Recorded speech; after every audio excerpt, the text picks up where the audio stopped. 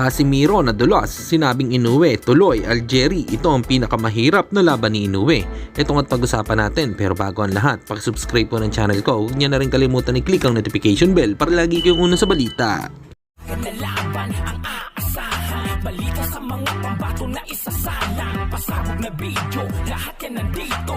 Nino Cruz TV ang iyong paborito. Pag-usapan nga po natin mga kabaksing, sa interview naman kay Marlon Tapales ng Play It Right TV, may mensahe nga ito si Tapales kay Naoya Inoue na pupunta siya sa Japan para kunin ang dalawang belt na hawak ng Hapon. Inoue, ngayon at meron akong nakitang video na parang meron kang hinuhukay.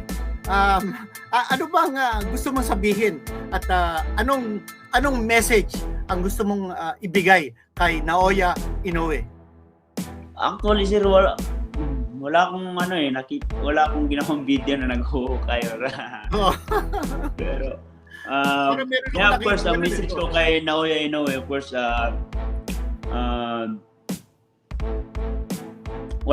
ako sa akin lang message ko sa kanya, of course, pupunta kami ng Japan para talagang manalo. Pupunta kami doon para kunin yung dalawang belt at saka pupunta kami doon na ready.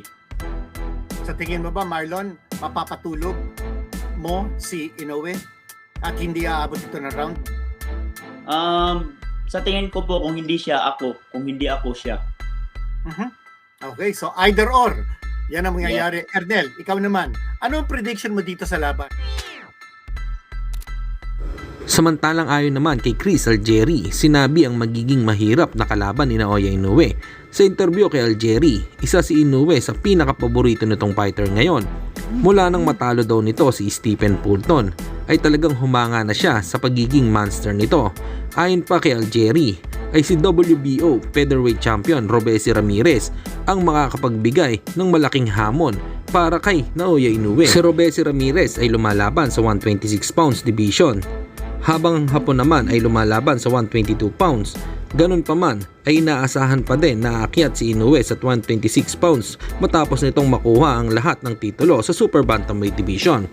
Dagdag pa nga po ni Algieri na matatagalan pa ang pag-akyat ng Hapon, ngunit hindi naman ito kailangan madaliin. Kung sakali daw na maikasa, ay mahihirapan daw si Inoue sa style na meron si Robeisy. Hindi daw madaling patamaan ito dahil bukod sa southpaw ay Cuban style daw ito lumaban.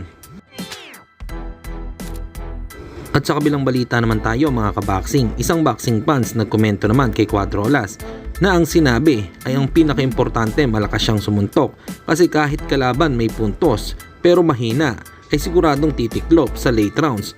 Tama lang ang kanyang strategy. Sinagot naman ito ni Cuadrolas, "Boss, salamat. Diskarte namin yan. Boss, huwag kayong mag-alala. Mga boss, magtatapat kami ni Inoue." Hanggang dito na lang muna ang ating balita. Dito na lang ang aking boxing news report. Babu!